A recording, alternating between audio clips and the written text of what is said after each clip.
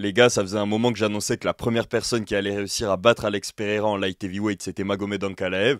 Je parle de ce combat depuis la première défense de titre d'Alex Pereira. Donc ça fait un moment maintenant, ça fait des mois que je dis que la première personne qui va le battre, c'est Magomed Ankalaev en light heavyweight. C'est ce qui s'est passé. Il y avait quand même une crainte à l'approche du combat de ma part, c'était que Magomed Ankalaev ait trop d'orgueil et qu'il tente de battre Alex Pereira en striking. Et je dois dire que sur ça, il nous a surpris. Je pense même ceux qui voyaient Ankalaev l'emporter, aussi peu qu'on était, puisque la majorité voyait Alex Pereira l'emporter, mais ceux qui voyaient Magomed Ankalaev l'emporter, on le voyait tous l'emporter grâce à son grappling et uniquement grâce à son grappling. Alors, il y a une nuance, il l'a quand même remporté grâce à son grappling et même le succès qu'il a connu en striking, c'est grâce à son grappling. Mais quand même, il a vraiment montré un niveau de striking auquel on ne s'attendait pas. Du moins face à Alex Pereira, on a vu des combattants qui étaient d'excellents strikers, que ce soit Jiri Prochaska, que ce soit Khalil Rountree, que ce soit même Jamal Hill, qui est un excellent striker. Bon, on les a vus face à Alex Pereira passer pour des novices en striking. C'était très imprévisible de voir un aussi gros niveau de la part de Magomed Ankalaev et autant d'efficacité face à Alex Pereira. Mais justement, la nuance, c'est justement que la raison pour laquelle il a réussi à trouver du succès en striking, du moins plus qu'un Jiri Prochaska ou qu'un Jamal Hill, c'est parce qu'il avait cet avantage, cette menace de la lutte de son côté. Et on a vu clairement que Alex Pereira ne pouvait même pas s'engager dans ses frappes. Alex Pereira était presque timide. C'est la première fois qu'on voit Alex Pereira timide en striking. Il envoyait son crochet, mais pas avec toute la puissance, parce qu'évidemment, si il s'engage trop dans une frappe, eh ben, il s'expose à un takedown immédiatement. Je pense que la phobie d'Alex Pereira, le game plan, ce qu'il devait absolument éviter, c'était de se faire amener au sol au centre de la cage. On se souvient que quand il a affronté Jan Blachowicz, les moments où il a eu le plus de mal Alex Pereira, c'est quand il s'était fait emmener au sol. euh, pas assez près de la cage et qui devait passer du temps à se rapprocher de la cage pour ensuite essayer de se relever. Là, il a quand même réussi avec Magomed Ankalaev à jamais se faire emmener au sol au milieu de la cage. À chaque fois, tout s'est passé contre la cage. En réalité, son game plan à Alex Pereira, en tout cas défensivement, on peut dire que c'était un succès parce qu'il n'y a eu aucun takedown scoré de la part de Magomed Ankalaev. Donc, du point de vue défensif, c'était quand même une bonne performance de la part d'Alex Pereira qui a réussi à défendre la lutte à un niveau auquel on ne l'attendait pas. Je rappelle qu'Alex Pereira, tous ses adversaires qui ont tenté de l'emmener au sol, ils ont réussi. Il n'y a jamais un adversaire d'Alex Pereira qui a tenté de l'emmener au sol qui n'a pas réussi à l'emmener au sol. Et la première personne contre qui Alex Pereira a réussi à ne pas se faire emmener au sol si cette personne a décidé de le faire, c'est Magomed Ankalaev. Donc du point de vue de la défense de lutte, ça reste une belle performance de la part de Alex Pereira, mais c'est ça le problème, c'est que on est en MMA, on n'est pas en kickboxing, et donc il faut réussir à être offensif dans tous les aspects. C'est ce qu'on avait vu pour William Gomis, que ça lui avait grandement manqué dans son dernier combat, d'avoir cette dimension offensive en termes de lutte, de ne pas seulement être un défenseur de lutte et un striker, ça ne suffit plus à l'UFC. Pareil pour Adesanya, ça ne suffisait plus au bout d'un moment. Face à Dricus Duplessis, ça n'a plus suffi. Là, Alex Pereira a lui aussi été victime de son manque de polyvalence. Encore une fois, on a un combattant qui est tellement fort dans son domaine, qui pense qu'il peut se permettre d'être incomplet et de devenir, voire rester champion. Encore une fois, on voit que non, dans le MMA, il faut absolument être complet et c'est la raison logique pour laquelle j'annonçais Magomed Ankalaev depuis des mois face à Alex Pereira. Parce qu'en plus, dans le striking, Magomed Ankalaev a maintenant les options. Il y a une chose qu'il envoyait pas mal, c'était son direct du bras gauche, mais avant le direct du bras arrière, donc qui était son bras gauche. Regardez ce que faisait Magomed Ankalaev. Il se baissait à chaque fois, il changeait de niveau, puis il envoyait ce direct. C'est littéralement l'image qui est à l'écran, mais au-delà de la feinte de takedown, parce que c'était pas vraiment des feintes de takedown comme on a l'habitude de voir par exemple Kamaru Usman faire, où vraiment il fait un mouvement qui fait penser à un takedown. Non, c'est juste que avant ses frappes, il descend de niveau, et bien sûr que Alex Pereira, qui a axé toute sa préparation sur la défense de lutte, sur ses réflexes au changement de niveau de son adversaire, bien sûr que ça va lui prendre une seconde de plus pour réagir. Et du coup, on n'a pas vu ce que beaucoup annonçaient, c'est même ce dont j'avais peur. On n'a pas vu Alex Pereira qui réussit à timer son adversaire et à esquiver tous ses coups en ligne. Et je l'avais dit dans la vidéo avant ça que c'était la vraie crainte que j'avais parce que Magomed Ankalaev, son style en striking, bah, c'est un style très MMA, c'est pas comme si c'était un boxeur, c'est pas comme s'il maîtrisait la boxe anglaise et que c'était vraiment ça sa spécialité, comme les Topuria, comme récemment je parlais de Nassourdine Imavov face à Adesanya, où je disais que la boxe c'est la kryptonite du kickboxing. On n'a pas ça du côté de Magomed Ankalaev, c'est là que c'est très surprenant de l'avoir vu avoir du succès en striking, c'est un pur striker de MMA, si pas même on pourrait dire kickboxer. Et donc comment est-ce qu'un simple kickboxer a pu faire autant de mal au meilleur kickboxer peut-être de l'histoire? Donc c'est ça qui est surprenant. La raison pour laquelle un simple kickboxer a réussi à faire ça au meilleur kickboxer, c'est tout simplement parce que ce simple kickboxer, en fait c'est pas un simple kickboxer, c'est un vrai combattant de MMA qui a la menace de la lutte et qui donc demande à Alex Pereira un temps de réaction en plus au premier round. Et dans les 2 premiers rounds, en fait, on voyait Alex Pereira qui essayait de prendre le rythme de son adversaire.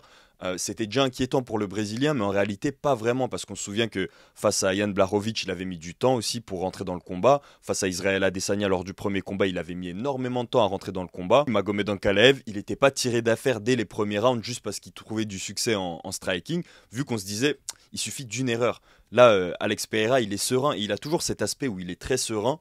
Même s'il prend des coups, en fait, il prend des informations, Alex Pereira. Il prend des informations du premier au deuxième round, parfois jusqu'au troisième round. Mais au bout d'un moment, on sent qu'il est rentré dans le combat et que c'est lui qui est menaçant. Et on a eu ce moment-là, un moment dans le combat. Je pense que c'était au troisième round. Ouais, c'était au troisième round où Alex Pereira a vraiment commencé à prendre confiance. Il a tenté de faire quelques esquives et de renvoyer, de commencer à mettre la pression un peu sur Magomed Ankalaev. Magomed Ankalaev s'est fait toucher. Il s'est pris une droite d'Alex Pereira. Je pense que c'était le coup le plus marquant qu'Alex Pereira a mis dans ce combat. Et étonnamment, Magomed Ankalaev, enfin étonnamment, ça dépend comment on voit Magomed Ankalaev, mais il n'a pas bronché et surtout, il a rappliqué direct. Je me souviens même Taylor Lapillus qui commentait le combat, il a dit ok, il s'est pris un énorme coup là, Magomed Ankalaev, mais il répond directement et il répond pas avec un seul coup. Et c'était à ce moment-là précis où j'ai vu que ok, en fait Magomed Ankalaev, c'est bien le Dagestanais qu'on pense qu'il est. Magomed Ankalaev, c'est assez particulier parce que son aura, la personne qu'il est, on l'a vu à la conférence de presse, mais même tous les combats qu'il a fait avant, l'attitude qu'il a, elle est quand même très différente des Khabib, Islam Makhachev, qui sont tous des Dagestanais, les 3 que j'ai cités en tout cas. L'attitude de Magomed Ankalaev, elle a toujours été un peu différente. C'est ce que je disais dans la vidéo précédente, que il peut pas dans ce combat faire du Khabib Nurmagomedov parce que même s'il a les compétences en lutte, il faudrait qu'il ait aussi la mentalité d'un Khabib. Il faudrait qu'il ait la mentalité d'un Islam pour vraiment appliquer la même stratégie entre guillemets. Mais en fait, il a cette même dureté. C'est juste que son style, du coup, un peu moins rudimentaire, son style un peu plus calculé, fait que on passe à côté en fait de sa dureté. Mais il l'a quand même, et on l'a vu à ce moment-là. Il s'est pris une énorme droite d'Alex Pereira et il a rappliqué avec 3 coups en mode je te respecte pas. Je suis pas Khalil Rountree, je suis pas un Tchèque, je suis pas un Brésilien, je suis pas un Américain, je suis pas Jamal Hill. Je te respecte pas. Et vraiment, on a senti ça du côté du Dagestanais. Il a imposé sa volonté sur Alex Pereira. Il lui a montré aucun respect dès le début du combat. Il y a aucun moment du combat où on a senti vraiment que Magomed Ankalaev craignait les coups d'Alex Pereira. Il était calculé, il allait pas à la guerre, mais de toute manière, il va jamais à la guerre. C'était pas un combat différent pour Magomed Ankalaev. Rendez-vous compte que quand on regarde les combats de Magomed Ankalaev, j'en avais mentionné quelques-uns dans la vidéo précédente, il a eu des combats bien plus durs que ce combat-là face au champion. C'est pas du tout son combat le plus difficile. Voire c'est peut-être même le combat le plus facile qu'il a eu jusque-là à l'UFC. Le moment où justement on a vu que c'était un combat assez facile pour lui, c'est quand à la fin du combat, il décide de repartir en striking. C'était assez simple d'imaginer le game plan de Magomed Ankalaev. Il allait utiliser sa lutte pendant une assez bonne partie du combat pour gagner le combat, et le reste, il allait combler avec le striking en essayant juste de survivre. Moi, j'avais dit qu'il devait commencer par le grappling pour ensuite striker et mettre toutes les chances de son côté en striking, ne pas se faire mettre KO, etc. Finalement, il nous a surpris, moi y compris, en imposant son striking sur Alex Pereira grâce à la menace de la lutte.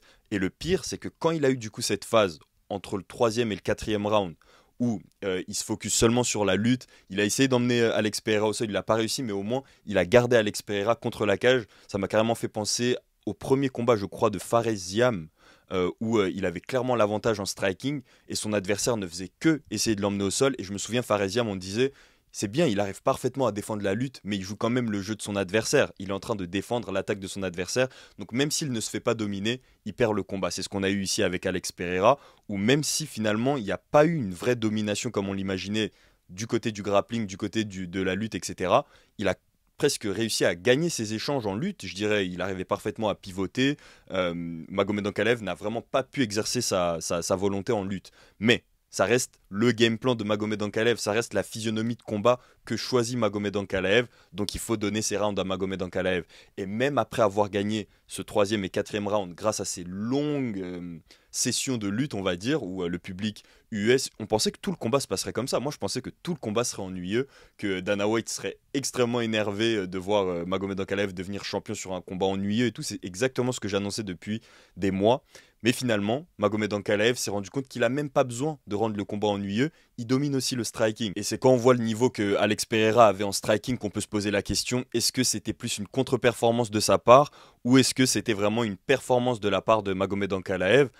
Moi, je pense que c'était plus une performance de la part de Magomed Ankalaev. On aime bien dire ah mais Alex Pereira c'était pas son jour, il n'était pas dans son assiette. Les gars, Alex Pereira il a combattu avec un orteil cassé, avec des genoux en vrac. Il a toujours eu un problème avec des weight cuts très compliqués. Il a toujours eu un problème Alex Pereira. Magomed Ankalaev, bon il y a ce doute sur le fait qu'il fasse le Ramadan ou pas, mais considérant qu'il est en période de Ramadan, dans tous les cas, c'est pas lui qui est le plus avantagé. Il n'y en a pas un qui est plus avantagé que l'autre. Encore une fois, on ne connaît pas les blessures qu'il y a du côté de Magomed Ankalaev. Du côté d'Alex Pereira, il nous a à chaque fois dit qu'il était blessé avant ses combats et pourtant il a performé magnifiquement dans plusieurs combats. Donc on ne peut pas juste mettre la faute sur la contre-performance d'Alex Pereira. Il arrive à combattre dans ces conditions-là. Là, il n'a pas réussi à l'emporter, pas parce qu'il n'était pas en forme, mais tout simplement parce qu'en face, c'était trop fort, c'était trop complet. J'aime bien ce résultat parce qu'en fait, ça confirme la théorie selon laquelle on ne peut pas tout miser sur un domaine, mais que ce même domaine peut être exacerbé, peut être amélioré, peut être embelli par le fait qu'on maîtrise d'autres domaines. Là, on se retrouve dans un combat où on peut presque se poser la question, est-ce que Magomed Ankalaev est un meilleur striker qu'Alex Pereira? Alors évidemment, cette question, elle n'a pas vraiment lieu d'être selon moi. Quelqu'un qui a juste vu ce combat, qui découvre les deux combattants à travers ce combat, il va être induit en erreur. Il va évidemment dire que Magomed Ankalaev est le meilleur striker des deux, alors qu'il est clair que Alex Pereira est le meilleur striker, il n'y a pas de question là-dessus. Mais on est en MMA. Et donc si on regarde qui est le meilleur combattant, c'est bel et bien Magomed Ankalaev, grâce à son grappling, grâce aux autres aspects qu'il peut maîtriser, et pas seulement grâce à son striking, ce qui était extrêmement surprenant de la part de Magomed Ankalaev, pour revenir un peu sur le fait qu'il est extrêmement résilient, que c'est bel et bien le Dagestanais qu'on pense qu'il est, c'est les low kicks. Choqué. J'étais choqué des low kicks parce que face à Jan Blachowicz, il avait pris énormément de calf kicks Magomed Ankalaev et c'est la raison pour laquelle il avait été grandement handicapé, c'était à cause des low kicks de Jan Blachowicz. Du coup, quand on voyait ce combat face à Alex Pereira, on se disait qu'évidemment Alex Pereira allait miser sur ça, c'est une des meilleures armes qu'Alex Pereira a. On se souvient que face à Adesanya, c'est ce qui avait payé lors du premier combat. On se souvient que face à Adesanya 2, lors du deuxième combat, c'était également ce qui faisait très très peur, tous les low kicks. Et Adesanya avait dit après le combat que malgré le fait qu'il avait gagné, il avait demandé à Alex Pereira en backstage, hey, j'ai gagné et tout, mais est-ce que tu peux m'apprendre ton low kick? Il est trop incroyable, on n'arrive pas du tout à le voir venir, etc.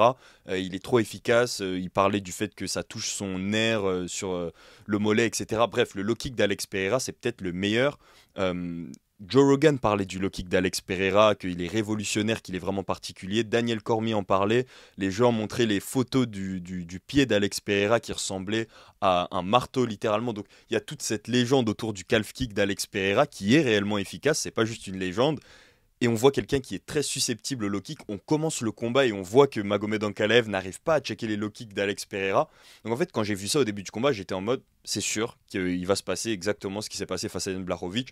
Au bout d'un moment, Magomed Ankalaev va tituber, pardon, et ne va pas réussir à placer ses frappes. Il va pas réussir à mettre autant de puissance parce que tout simplement, il aura plus de jambes. Et malgré le fait qu'il prenait les low kicks d'Alex Pereira, ça n'a jamais changé son intensité. Ça n'a jamais changé le fait qu'il avance sur Alex Pereira. Ça n'a jamais changé le fait qu'il frappe avec puissance. Ça n'a jamais changé le fait qu'il fait des combinaisons. Il n'a jamais vraiment titubé. C'était une vraie expression de la résilience de Magomed Ankalaev parce qu'on a vu que ces low kicks sont capables de l'affecter. Dans le passé, face à Jan Blachowicz, on a une personne qui a d'encore meilleurs low kicks, qui en envoie beaucoup plus. Alex Pereira, il a battu son record de low kick dans ce combat face à Magomed Ankalaev. Et pourtant, Magomed Ankalaev semble être la personne qui a le moins été affectée par les low kicks d'Alex Pereira. C'est vraiment une prouesse. Magomed Ankalaev mérite amplement ce titre de champion. Ça gâche beaucoup de choses pour l'UFC. Je pense que l'UFC est dégoûté d'avoir autant de champions qu'ils n'ont pas prévu d'avoir comme champion. Là, je pense à Merab et Magomed Ankalaev qui, du coup, sont deux champions ennuyeux aux yeux de l'UFC, qui n'ont pas prévu qu'ils deviennent champions et finalement, ils ont réussi à devenir champions. C'est bien, ça montre quand même aussi la véracité de l'UFC dans le sens où il n'y a pas tant de favoritisme que ça. Du moins, voilà, Sean O'Malley n'est plus champion. Peu importe ce que ça fait à l'organisation. Évidemment que l'organisation aurait des bénéfices au fait que Sean O'Malley reste champion, mais il ne l'est plus, comme Conor face à Khabib. Évidemment qu'ils auraient préféré avoir Conor, mais ça nous montre que notre sport est vrai, le sport qu'on aime du moins. Et du coup, quand on a des vrais superstars comme Alex Pereira qui perdent, mais qui du coup peuvent revenir aussi, ça donne encore plus de valeur à leur retour. Là, si Alex Pereira il réussit à revenir et à battre finalement Magomed Ankalaev, ça va avoir un encore plus gros impact. Il n'aura pas le plot armor entre guillemets. Ce sera vraiment notre star, la personne qu'on aime, réussit à gravir les échelons sans favoritisme et réussit à redevenir champion avec tout le mérite du monde.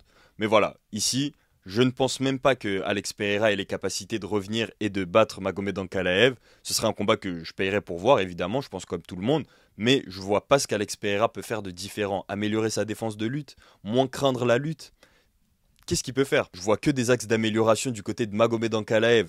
Et le problème avec ça, c'est que du coup, ça veut dire quoi? Qu'Alex Pereira ne va pas monter en poids lourd? C'est là que c'est un gros problème pour l'UFC, c'est qu'ils avaient prévu qu'Alex Pereira gagne ce combat, qu'on confirme que c'est bel et bien le grand champion des light heavyweight.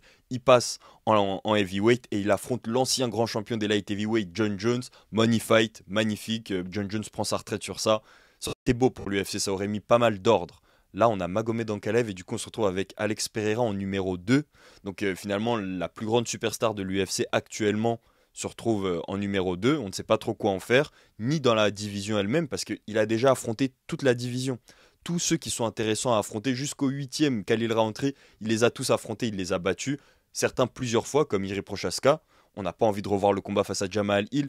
Qu'est-ce qu'on fait avec Alex Pereira maintenant, à part la revanche face à Magomed Ankalaev?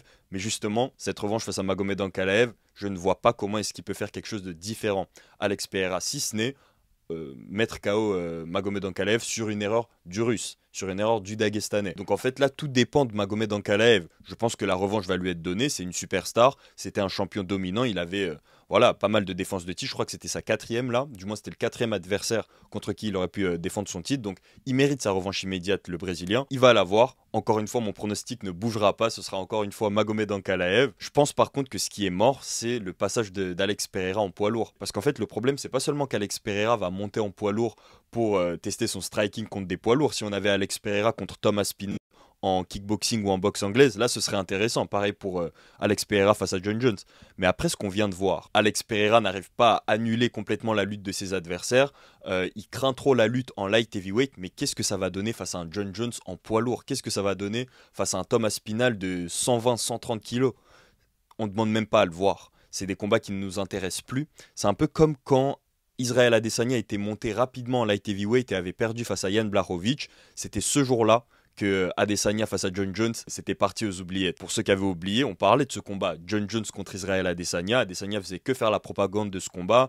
Il y avait eu des échanges entre Ariel Helwani et John Jones, et Adesanya et John Jones, c'était un combat qui était vraiment en construction. On se disait, une fois qu'Adesanya aura complètement fini le jeu en middleweight, il montera en light heavyweight et il affrontera John Jones.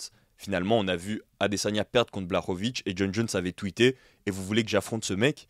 Et c'était complètement fini. On se souvient qu'on avait vu ce tweet et on était en mode ah bah oui, il a eu sa première défaite à l'UFC. En plus, c'est face à Jan Blachowicz. Et toi, tu me parles de battre le meilleur light heavyweight du monde, peut-être le meilleur combattant de l'histoire, John Jones. Donc en fait, ça avait complètement éliminé cette possibilité. Je pense qu'ici, c'est la même chose qui se passe. Ça a complètement éliminé les possibilités d'Alex Pereira d'affronter un jour John Jones ou d'affronter Thomas Spinal. Pour moi, c'est même encore pire puisque je pense que Thomas Spinal battrait John Jones.